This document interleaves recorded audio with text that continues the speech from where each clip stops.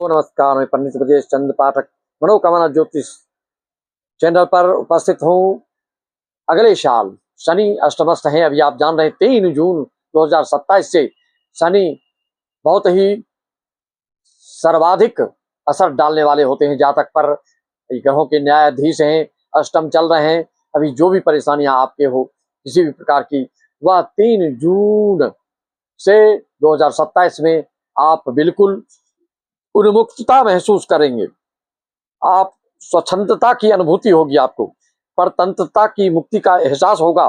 शनि के नवम भाव के आने से नीच के होंगे, मेष राशि के रहेंगे, पिता से संबंधित कुछ आपको ध्यान आकर्षित करना होगा, पिता के प्रति ध्यान देना होगा। क्यों? लेकिन बाकी जो ढैया है वह तो समाप्त हो गया रहेगा। तो शारीरिक, मानसिक, पारिवारिक रूप से जो भी आपको भी परेशानी है वह खत्म हो जाएगा, समाप्त हो जाएगा, निर्मूल हो जाएगा। क्योंकि शनि का काम ही है तपा कर जातक को निखारना, योग्य बनाना। न्यायाधीश हैं तो न्याय पूर्वक कार्य करने वालों के लिए फुल सपोर्ट करते हैं। नीच शनि जब 3 जून 2027 को होंगे तो पिता हेल्थ पर आपको ध्यान देना ही देना पड़ेगा, जो खास करके जिनके पिता बुजुर्ग हैं। शनि की ढैया में चोट, मुख रोग, वाणी की कटुता से, कुटुंब परिवार दोस्त मित्र से अनायास अचानक नाता, 3 जून तक यह योग बना रहेगा आपका। थोड़ा सा अपनी वाणी पर नियंत्रण रखें और कुटुंब परिवार से बनाकर चलें, संयमित ढंग से चलें। दोस्त मित्र से जहां लाभ आपको सिद्ध होना है वहां पर थोड़ा आप अपने मनोबल को कमजोर कर लें, उनको अपने पराक्रम, अपने आवेग से उनको पीड़ित ना करें, तो आपको लाभ भी विशेष हो सकता है। अन्यथा किसी किसी लाभ से आप वंचित हो सकते हैं, वाणी की कठोरता से और क्रोधावेश के कारण। मित्रों, व्यवहारिकता के कारण दृष्टिकोण से आपकी आर्थिक नुकसान भी देखने को मिल सकता है 3 जून 2027 तक। लेकिन 3 जून 2027 के बाद आपके जो बड़बोलेपन से, भले ही उचित ही आप क्यों न बोले, जिससे आपका विरोधाभास हुआ है, वह पुनः आपके सन्निकट हो जाएंगे। गुरु किस नक्षत्र वाले सिंह राशि को लाभ देंगे, उसका जरा स्पष्ट रूप से समझने का प्रयास करें। 2.5 साल नवम भाव में क्या करेंगे गुरु, 3 साल तक क्या फल देंगे, राहु आने वाले समय में क्या स्वाद चखाएंगे, समझ लें। अभी से इसकी शुभ अशुभ की क्या परिणति होने वाला है, समझ लें, तो बेहतर, शानदार और जानदार लाभ ले पाएंगे आप। क्योंकि तब ढैया से आप मुक्त रहेंगे। जितना जिसको ढैया में जिस तरह की परेशानी हुई होगी उसको पुनः शक्ति के साथ या पुनः स्थापित कर देते हैं। यही इनकी विशेषता है शनि की। शनि आपके भाव के क्या, किस भाव के स्वामी है, किस स्थान पे है, या कमेंट में हमको आप अवश्य बताएं। जिसको जितना दंडित किए रहते हैं शनि, उतना ही उसे महिमा मंडित भी कर देंगे। क्योंकि उनका दंड मिलना बाद में कल्याणकारी सिद्ध होता है।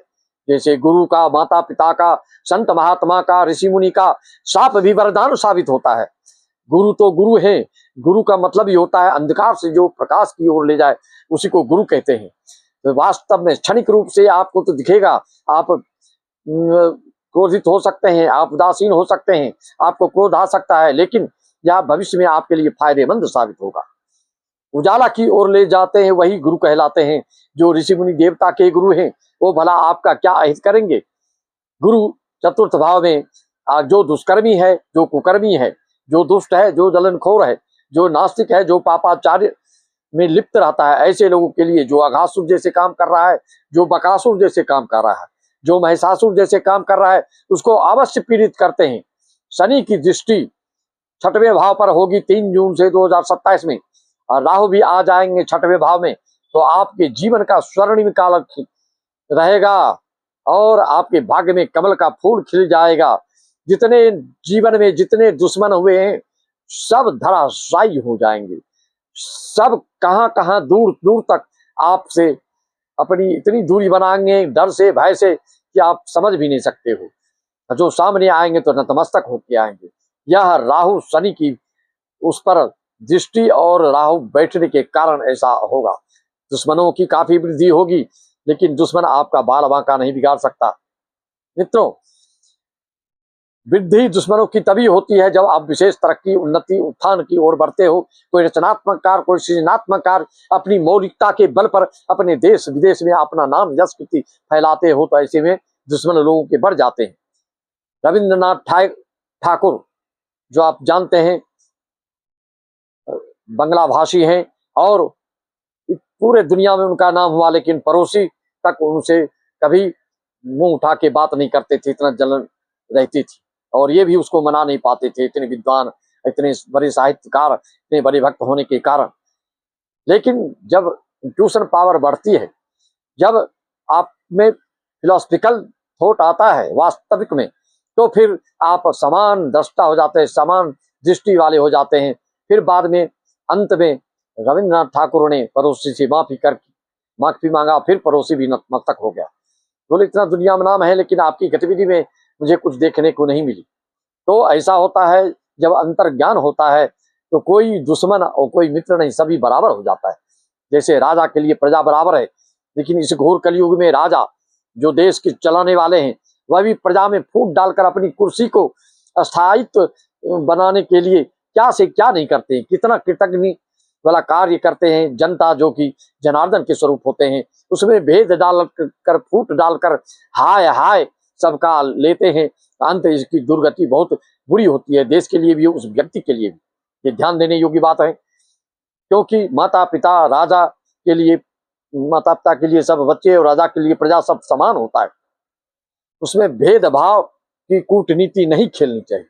मित्रों, जो आगे बढ़ते हुए आपको खींचना चाहेगा वो सब धराशायी हो जाएगा, और उसकी ही हानि होगी, या तय है या निश्चित है या अकाट्य है। क्योंकि आपके शनि राहु की जुगलबंदी शत्रु भाव पर, ऋण भाव पर, षष्ठम भाव पर बैठ करके किसी को आंख उठा करके आपको देखने तक नहीं देंगे, क्योंकि आप हो जाएंगे विख्यात, आपके कार्य का हो जाएगा विस्तार, आपकी प्रतिष्ठा, प्रतिष्ठा, मान सम्मान दुश्मन के लिए असहनीय हो जाएगा।